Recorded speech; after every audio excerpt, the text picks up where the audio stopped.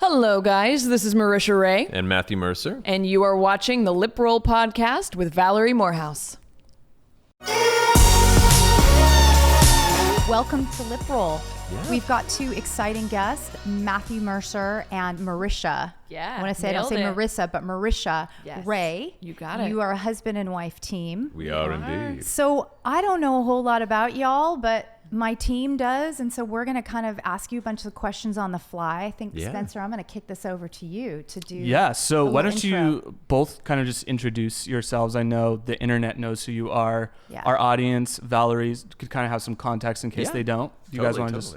Yeah. wanna start? Well, we're both voice actors in the video game and animation industry. Mm-hmm. And beyond that, we're both nerds who love gaming and both video games as well as tabletop RPGs Awesome. like Dungeons and Dragons. And Matt over here is an incredibly prolific dungeon master. I enjoy dungeon mastering. And so I've been playing since I was in high school. It's been a big part of my, involvement in theater and performing arts in general. It's kind of what inspired it originally. And about 6 years ago, gathered a group of mutual friends of ours who were also voice actors that we knew in the industry through work, started playing D&D together at home. Yeah. A few years into it, we were invited to start streaming it on the internet. And we were like, I guess we'll see if folks... Is it like Fortnite, but with Dungeons and Dragons? No video game at all. It's literally us at a table with paper, pen, dice, and it's basically communal improv. Yeah. We all create characters, or aside from the Dungeon Master, the players create characters that they figure out their personalities and their traits and abilities on paper. Okay. And then they play through a story that I kind of, weave and create in advance, and then they muck it up terribly, and we just all kind of see where the narrative takes us. Yeah, That's so cool. Yeah, we do stream on Twitch, which is probably the most Fortnite relative thing about us. I only know the Fortnite because my kids are into it. It understood. drives me Sure. mental. Yeah. And I'm Yeah. like, why is this so popular? And they're playing their friends because it's interactive. Yeah. Yes, absolutely. Okay. Well, you And- did just recently play in a Fortnite celebrity Tournament, event. yeah. Which was Do pretty you funny. play? Not really. Not Fortnite. It's like really intricate. I mean, Yes, I enjoy first-person shooters and other video games. Just haven't gotten into Fortnite really. Yeah. But the Epic team hit me up and they're like, "Do you want to play in a tournament for charity? There's like a 3 million prize pool for charity." That we're all gonna, and I'm sign like, me "Yeah, up." sure. I'll They took play over the for forum, an hour." so it was just we're all backstage at the forum, never thinking it would ever happen, let alone be for Fortnite. But here we were. So. Yeah, I'll embarrass myself for $10,000 to a charity of my choice. That's I Heck love fine. that. That's awesome. So that Yeah. that's kind of an overview of kind of what we do with Critical Role. We're a bunch of nerdy ass voice actors that sit around a table playing Dungeons and Dragons. Yeah, and the shows go generally for about 3 to 4 hours. 4 hours, sometimes longer. and we So it's stream on- long form content. Wow. Which is another reason why we were like, no one's going to watch this. So you sit there for 4 hours straight. Yeah. We have a break, but yeah. I was going to ask if you get a break. Yeah, you we have get a like break. a coffee Little break and a jog break. And even that's kind of truncated from when we used to play at home. It's not uncommon for these games to run 6, 7, 8 or more hours when you get your friends together. Partially because it's so hard to schedule adults to play a game that when you do get together, you're like, we're blocking out the whole day. We're gonna make this worth our time. Right. But yeah, so about 3 to 4 hours whenever we play. I would be the person coming in. Okay, you need to take a break and go get some exercise, and then you can come back. You haven't moved in 4 hours. Pretty much. we could probably use that a little more often, I think. Yeah. I'm gonna start a whole link for it, like the adults that watch over the adults. Yeah. It's like, all right, Yeah. I'm clocking this now, like I do with my kids. I'm See, gonna that's see a on smart their idea. phone. Yeah. I'm an adult on paper in that alone, I Maybe. think. So Yeah. Yeah. But you both have magical speaking voices, which is great. So Oh, I do thank that you. for a living, and then you can really hear why it's a good combination, why it's a good team. Sure. Well, know? and then just being voice actors in general, our side of the industry already leans towards having to be very imaginative. We have to convey a lot with our voices, and we record in tiny little booths by ourselves with nothing but a mic and a set of cans. Right. So already, I think that side of it, we have to kind of have immersive imagination in order to visualize if we're on a battlefield running and screaming grenade and get down. So there was already that element that I think easily lent us to be able to be immersive in role playing. Well, it's not different than what I do with my singers and my actors, right? If I'm getting them ready for a film, I love working with the actors, by the way, and voiceover actors, because you guys actually do immerse yourselves and you do train and you do study. No offense to my singers, because I love you all, but they're lazy. They're lazy. They're just given this gift of a tune or a tone or carrying a tune, and they don't all study the way that they should, rather. And it's interesting, Marisha, that you said immersing yourself into this character, because you have to do that when you go into a booth. You know, you record an album, you're typically in this like 10 by 10 with cans on and in like the womb, you know, you're in a womb, which we prefer, by the way. Yeah. I get nervous when we're working on a project and we're in these massive sound studios and they have this huge room. The artist doesn't feel comfortable. Sure. So I just got off a film with an actress. It's going to be amazing, but I can't talk about it. And we sort of had to recreate this womb for her in this huge soundstage because she just wasn't comfortable. Yeah, soundstages are very isolating for that reason. It's just like you and a microphone and all this open, empty space. And in the distance, there's a glass window where all the producers, they're all staring at you with the talk button. Yeah. So I actually had the producer say, you know, she was so nervous though. She preferred to be behind the glass. But he says, typically I have my artists come out and sing in the actual room with the board, with the can. So we create only 4 of us in the room, like a nice little safe space. Yeah. So everybody's a little bit different, but we like to have them in the room with us. So it's easier to communicate what we need the emotion to be or what we're missing in the song. And you know, everybody's a little bit different, but she just preferred to be in the womb. Yeah. The cool thing about both of you though is, I mean, I'd imagine what you do requires you to have kind of a producer mentality. So it's like you're kind of on both sides of it. Is that true? Or do you feel like you're mainly talent, mainly writing, and you kind of leave the producer element to Marisha? Or does it kind of take both of you guys to think like that? I mean, a little bit of both. We both come from production backgrounds. You know, we both did web series and created and wrote and developed a lot of our own projects over the past, you know, decade plus. When this began, it's funny, when we were asked to stream it, one of the main things that we fought for was to not change the way we play. Because at the base of this is the game that us and our friends enjoy. This is our private time that we're putting on public display, which is already kind of a fiddly breach in privacy. But we're like, if people can engage with it and find, you know, a positive outlet through it, then let that be a good excuse to open up a little bit. We gave ourselves an ultimatum that if after 6 to 8 weeks, if it wasn't going well or we weren't enjoying it, then we would just abandon it, let it go, and then keep playing privately. Yeah, keep playing privately.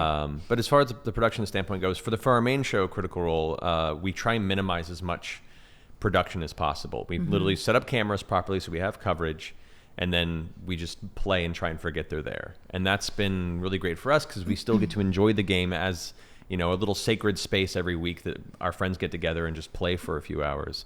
And I think to a degree, when you begin to overproduce something that's meant to be that intimate and, you know, that type of an experience, it not only feels stilted and forced from your standpoint at the table, but it's also harder for an audience to engage with it because it feels like it's being served as opposed to they're being let in on it. There's a lot of parallels with what you're saying to music. You know, a lot of parallels, because it's the same thing. If it's not organic, it's stale.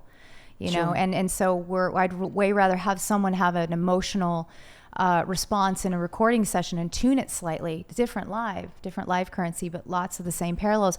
I'm actually interested when we talked about the whole Dungeons and Dragons thing, because Dungeons and Dragons has been around forever. I mean, it's been around since I was a kid, right? So I'm amazed at, does it keep morphing? Does the game keep changing and morphing, or is it sort of the same as it was 25, 30 years ago? Yes and no. The rules have changed and been simplified, but the core of what the game is still there and still more or less unchanged. It's still an immersive, imaginative RPG game. So that component, I think, is still held pretty sacred ever since it was swords made in and the sorcery 70s. and elves and dwarves and It's dragons. like Game of Thrones on the board. I don't know. That's what it feels like. It's like imagine if in you're watching Game of Thrones, but the writer's room, each person had a character that they controlled, and they made the decisions in the moment based on what they thought that character would do. Right. That's essentially what Dungeons and Dragons is. It's Right. just all of you choosing a character of a story. You're not sure where the story is going to go, and then based on how you play it out and react to, you know, villains and react to each other, that drives the story, and you all kind of follow the mystery of where it's going to lead you. So you guys must do. Sorry, I'm taking over. I'm just running on now. I'm so curious about all this. I'm like, wait a minute. So you guys must do a lot of the like Comic-Con, right? You'd be in that world. Are you in that world? Oh yeah, we grew up attending to these conventions. I would imagine, and I only say that because I dated an actor for a long, long time before I was married, who was on one of those like Star Trekky shows. Oh, sure. And he used to go to these things, and we would go to Germany, come home. This was back in like the 90s, and he'd come home with like wads of cash. Yeah. I can't do that anymore, but just like wads of cash in his trench coat. I'm like, this is crazy. That's insane. This is insane. But that's what we would do. I mean, we'd go to Australia, and people would pay $25 for a signed photo. I mean, that was a lot back in 1998, 99, right? Yeah. They would pay for these photos, and he would just be, I'm like, this is crazy. Yeah. And so we'd see all like Babylon 5 and Star Trek Voyager, and we'd see all these guys sitting at the table. I sat with him at those tables for like 2 years, and there were, at the end of the day, I'm like, I can't take, this is nuts. All the energy coming at you. It's a lot. You know? It is a tiring. lot. Yeah, we do signings. It's and exhausting, we've right? Do that. We've just started in the past like couple of years or so really kind of appearing at events, but we both grew up going on the opposite side and being the person in the panel room sitting and watching panels and waiting in line to meet our favorite people. To be Right. on the opposite end of it is a very unique experience. They're but incredibly draining. it's draining, but Very it's the draining. most positive draining. Like being Yeah. able to interact with members of our community. We're very invested in our community. You know, Yeah. we wouldn't have any capability to do what we're doing today if we didn't have the community that built around us. And so there's so much of a give and take as far as wanting to support and uplift and be there for the people that have been there for us as well. And these conventions Right. are an opportunity for us to, try and make each interaction special and try and meet as many people as we can in the time we can. And it is exhausting, but it's one of the more fulfilling experiences. It is, because it's last thing. I'm going to let you ask some things too. I'm just railroading you now. And this is so interesting. So one of the things though that I found from those experiences is that at the end of the day, I was very drained by all of the stories. Yeah. And one of the things that I remember being an empath that really touched me was some of these people have nowhere else to go. Like they look forward to this all year long. This is their big event, and they're coming because yes, they're fans, but they feel a sense of community. And people would come up to the table with like one arm, or they're in a wheelchair, or they're sick, and this is their escape. You know, and I remember at the end of the day, I mean, I don't want to get emotional about it now, but, almost like going back to my hotel room with my boyfriend, Robin, at the time, and just like crying. Yeah. I was so like drained with all these stories and these people that this was like their safe haven. So I get it. I do. I completely get it from that perspective. Yeah. It's when, like you were saying, so for some of these people who are in less than ideal situations, Right. and we stream live for 4+ hours every week, and that's just our main show, not considering all, the of our other ancillary that content she produces and creates Yeah. on the channel too. So with so many of these people, we're the most stable thing in their lives. And when you're on the other side of that, so many people, when they come up and talk to us, they're like, we feel like we know you, like you're our best friend. And it's because there's a massive amount of time that they really are spending with us. Well, and you must have your own stories too for them, right? To be able to communicate. Like everybody has a struggle. Yeah. You must have, sure. You have your own stories and your own struggles that whether you choose to share, I would imagine you'd have to though a little bit, right? Well, something you have to. I think there's a level of responsibility that comes with being given a social platform, or at least there should be, to where we need, can dispel the stigma behind discussing mental health, and discussing problems and issues that everyone goes through. Right. There's so much of a sense, Insecurity, especially in entertainment. Entertainment tends to drive this idea that everyone has to create a facade of a perfect, independent individual, and that if you look at these stars, these people you look up to in the entertainment industry, they cannot show weakness. They cannot show. They're all a mess. I work with them We're every day. They're all a mess. We're all human beings, and we're all broken wanna put on that some out there. fundamental level. And so unexpectedly, this platform and this community has allowed us a space to talk openly and comfortably about everything that we struggle with. And through one of the shows that you produce called Between the Sheets, it's an interview show where you bring in artists and different creatives to discuss their lives, their creative process, their journey. And we've all done episodes as well where we've all got very candid about our specific issues, because I mean, that's a big part of it, is showing that everybody has things that they struggle with on a daily basis. 100%. And you're not alone. Yeah. You know, those of you who are out there that are having these problems, we're in a similar space, no matter who, you know, what our social media dynamic is. It doesn't matter. We're all people, and we're all struggling. And but so beyond just us personally as people, we each have now, we're on campaign 2, have played these characters that are deep and layered, and each have their own journeys and stories. Right. So you have almost this 2-pronged approach of, yes, us as people, but then the very real characters that we play that also go through trauma and have their own issues and are overcoming things. And I always think that we're kind of like the Chinese zodiac in terms of a cast. Like, each one kind of has these pillars that they represent different things that's actually that the audience kind of will find someone to connect to within the cast. I didn't even think about that. That's actually pretty interesting. That's very interesting. How did you two meet? Did you meet doing this? Not doing this specifically, but we met through mutual friends in kind of the web series circuit back in like 2009. Nerdy web stuff. Yeah. Technically is how we met. So we got both pulled onto a project that we were going to write for. And the project ended up not going anywhere, as tends to happen. You both write as well? Yeah.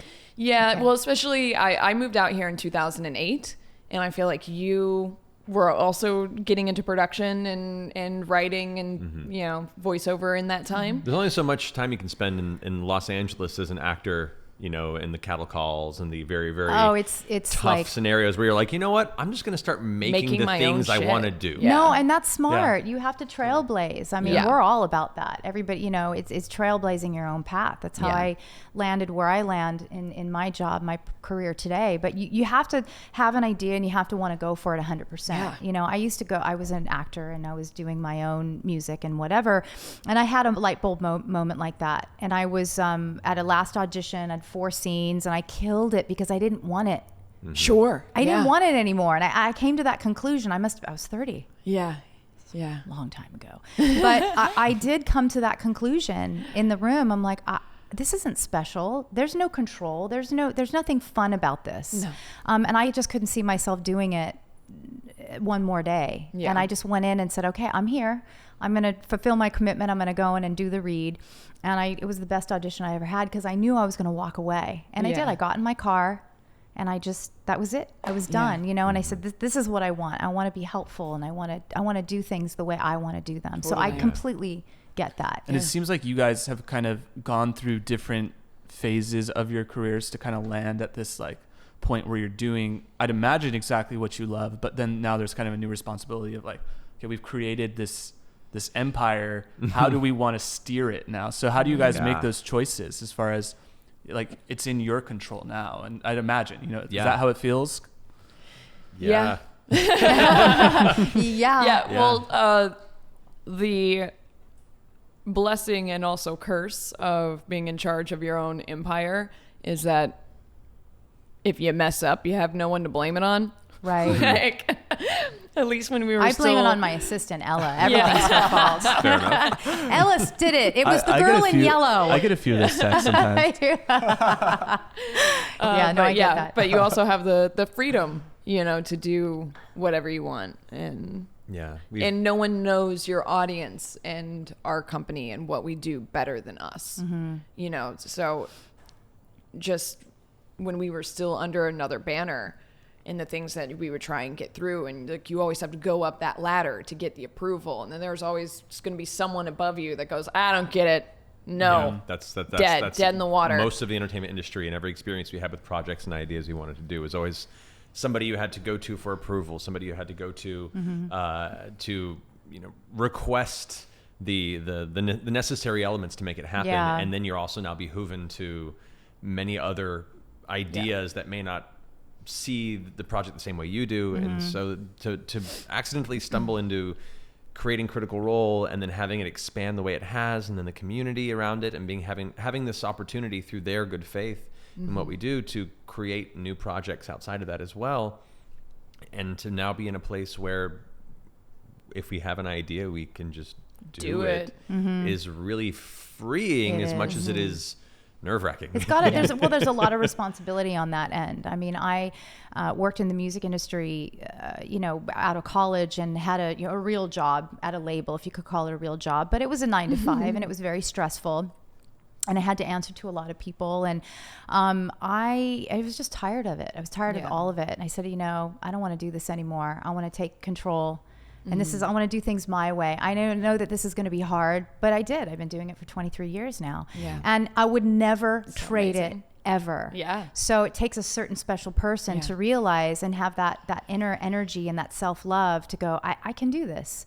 And this is what I want, and the rewards are huge when you work your career that way, because yes, you have no one to blame but yourself, but I'd much rather be that person than have to report to someone and not have my own freedom. For sure. But I walked out of my last job at 25 years old and said, I'll never look back. I will never work for anyone but myself again. Yes. Hell yeah. So get it. Here we are. Yes. I will say also that it's an unexpectedly perfect scenario in how this all came together, because we didn't intend to start a company. We didn't intend to produce more content beyond our little D&D show. But as we didn't expect to grow at the rate we did. And so everything's been reactionary. It's been trying to keep up with the momentum of, as you said, how do we steer this thing? It's felt like we're steering something that's going whether or not we're ready. And we're just trying desperately to hold on to it. As part of that, we've all kind of had to find positions within this company. And it's been kind of a weird scenario of everyone finding a perfect fit. And how we can handle different facets of the responsibility and what things we're interested and passionate about within that structure. And so us and our friends that started just, playing as elves and half elves and, warriors and wizards, now all of a sudden are helming elements of this company, and all finding out not only do we work well together, but we all enjoy these different elements and can kind of support each other that way. So it's been this weird kind of careful stepping, all right, are we all good? We're all good. Checking in. We're good. All right. Next step. Okay. We're all still good. Always checking in with each other and being careful with what we've built. So much of this, the idea of success in an industry is once you have a modicum of it to embrace it, exploit it, and see how far you can go. And outside companies that want a piece of that also want to, facilitate that track. And we don't need to, because we do have the control over what we're doing. We've been very careful and very meticulous with any projects we pursue, with any growth we do, and we're not interested in selling off something that we've created so special between us. And I attribute so much of the way that we work so well together to Dungeons and Dragons, because we played as a cooperative adventuring party for 2 years before we even turned a camera on or started taking this into a more business situation. And of course, so many people tell you, all you hear all the time is don't get into business with your friends. It's a terrible idea. We are so lucky. There's 8 of us in the fact that it's been an incredible experience and we work so well together. And I think any business, any team should play Dungeons and Dragons even just once, because the teamwork and the camaraderie I was just going to say, and the trust that it builds, and the trust. And anything that I've learned through my life and my career thus far is that you can't really listen to anybody, because you have to just go with what's right for you. It's like people who have kids. Oh, you just wait. No. It's just, they've got to have their experience. Everybody's different, because people always want to project their shit onto you. You know what I mean? Or their experiences or what people have told them. And I find you can only carve out your own path. And you were talking about it being this going on, a freight train, just running off trying not to let it run off the course because it's doing so well. That's because you love what you do and you're passionate. It's an artist's way to where if they're attached to having some kind of an outcome in their career, they're usually dead before they started.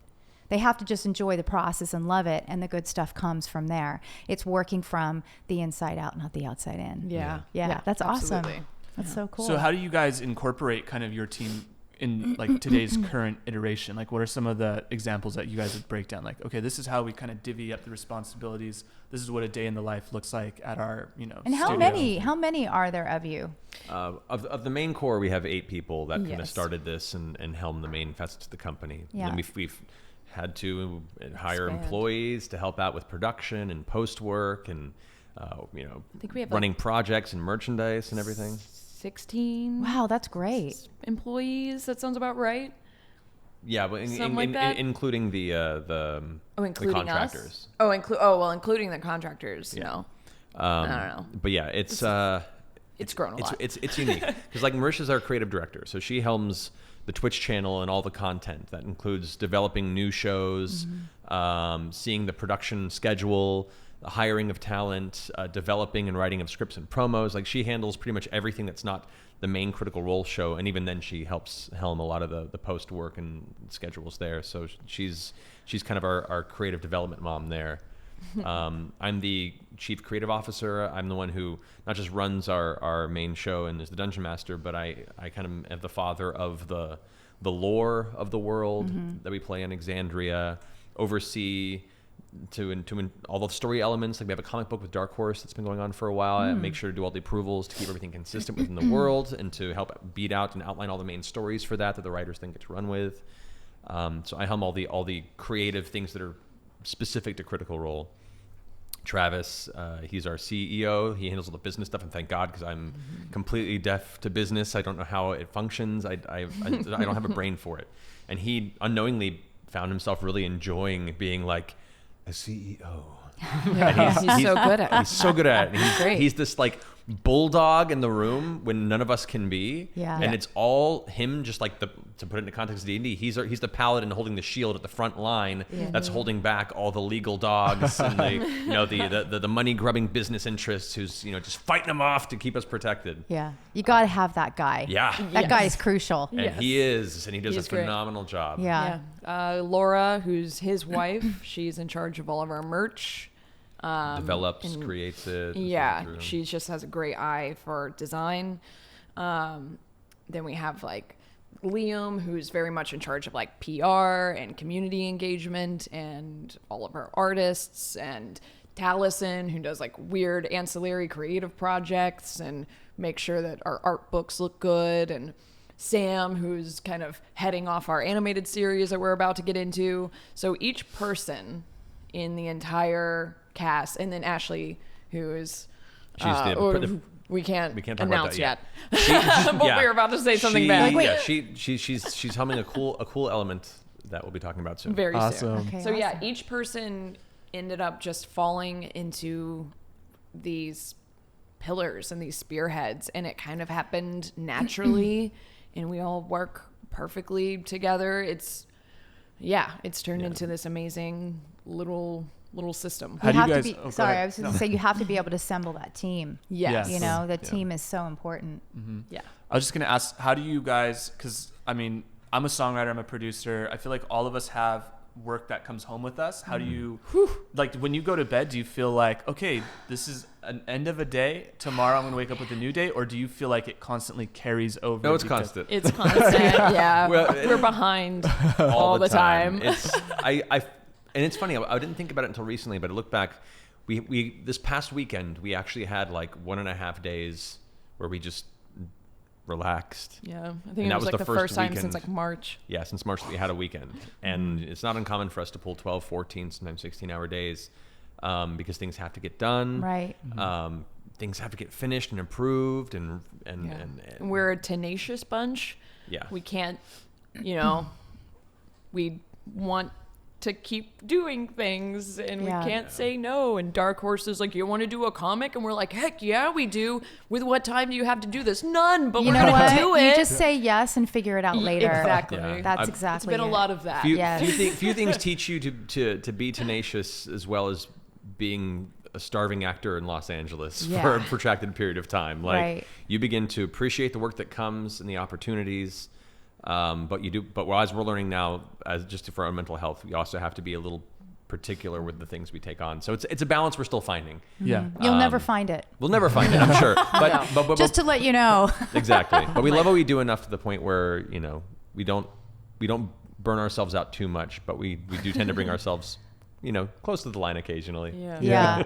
What would you say so if you do have a day off, how do you distinguish what you love, which is what you do at work, versus what counts as a day off for you? Because I'd imagine you're going to want to do a lot of the same stuff that you do for work. How do you divide that up?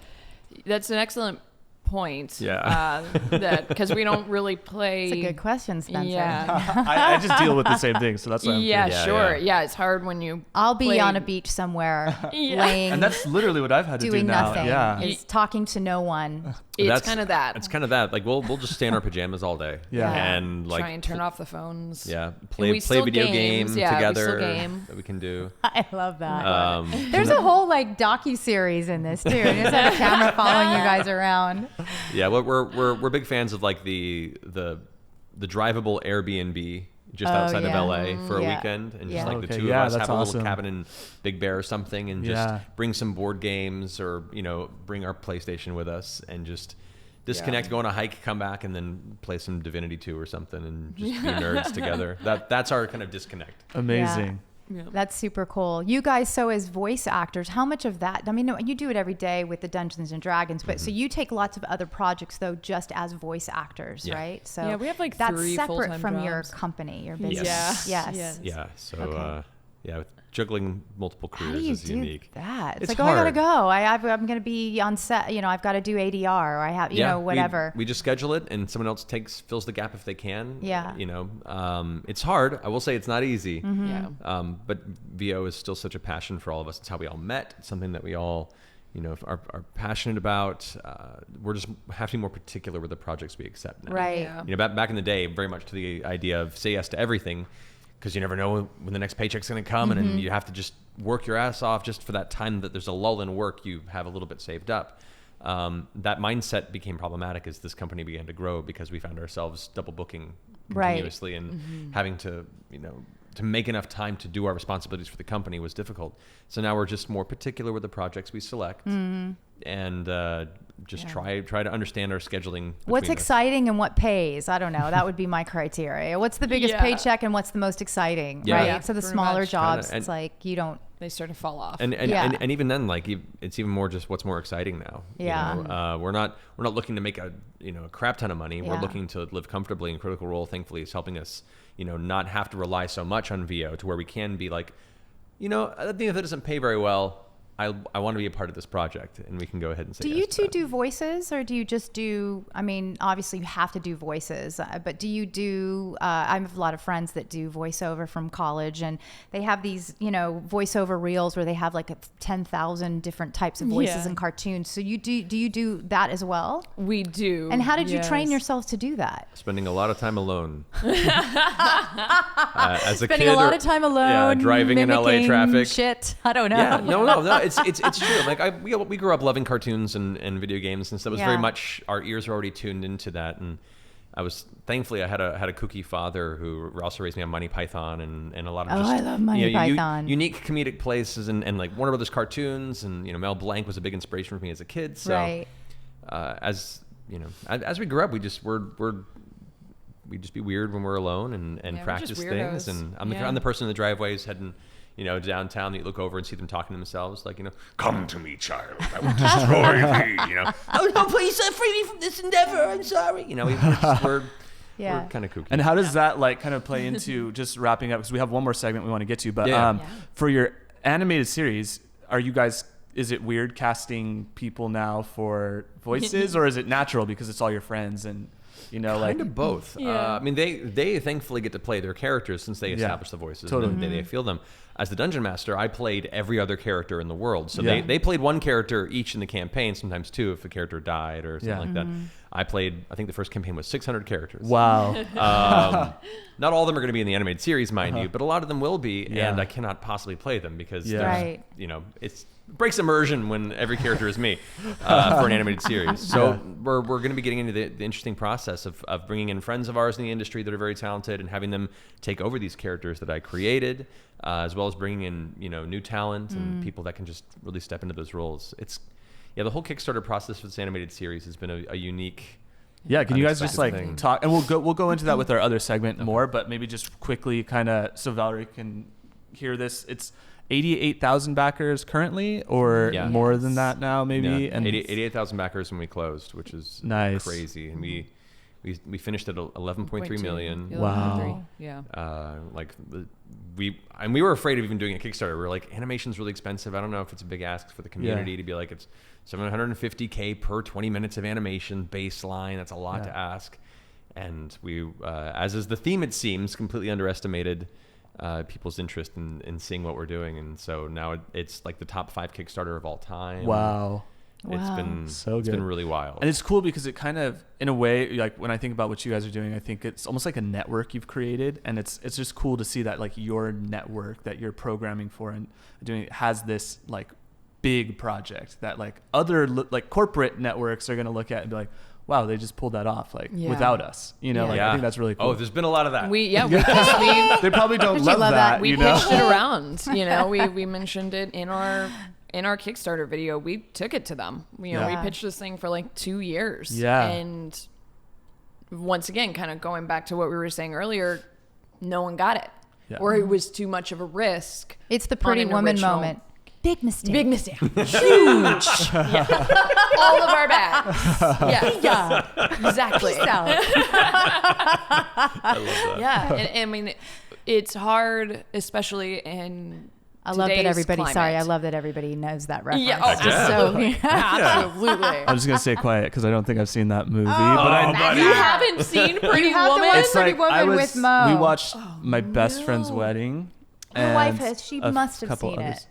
No, not Mo either. Not Mo either. You have to see Richard Gere look Julia exactly Roberts, the way he does now, but 20 years ago. Yeah.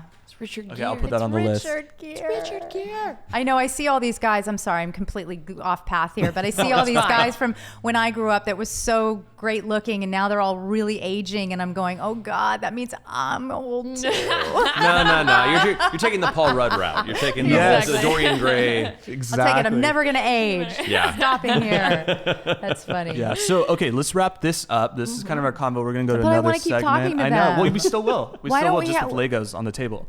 So we're gonna play with Legos. This sounds like the best segment Yeah. ever. excited. So this is called Build and Chill. So we'll kind of let the Legos guide our conversation. Dope. I like This that. is how I take a break, but that's why I was asking you, because it's like, well, Legos are my fun thing. Sure. But now I want to do it with everyone. So Yeah. let's do it. I'm so we're excited. gonna say bye real quick. Bye. And we'll do another segment. Hey everyone, this is your co-host Ella London, reminding you to tune in with me to hear Matt, Marisha and Valerie on a special episode of Build and Chill with our producer Spencer Riley. You don't want to miss this one.